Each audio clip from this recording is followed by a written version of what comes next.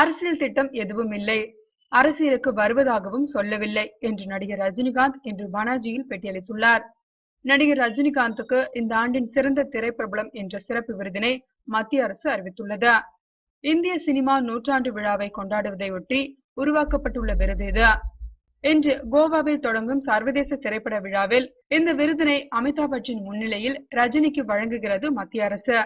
இதற்காக இன்று கோவாவில் உள்ள பனாஜி விமான நிலையத்தில் வந்திறங்கினார் ரஜினி.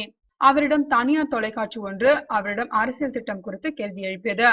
அதற்கு பதிலளித்த ரஜினி, இல்லை, ஒருபோதும் இல்லை, எனக்கு அரசியல் வேண்டாம், no never, no politics for me என்றார் சட்டென்று. சமீபத்தில் சென்னையில் நடந்த லிங்க இசை வெளியீட்டு விழாவில் அரசியலில் இறங்க எனக்கு பயமில்லை, ஆனால் தயங்குகிறேன், அதனால்தான் ஆண்டவன் முடிவுக்கு காத்திருக்கிறேன் என்றார் ரஜினிகாந்த். இதனைத் தொடர்ந்து தமிழக மீடியா மற்றும் கருத்து சொல்லிகள் பரபரப்பை கிளப்பி வந்தன. பல்வேறு விவாதங்கள் அரங்கேறின, விமர்சனங்கள் கிளம்பின.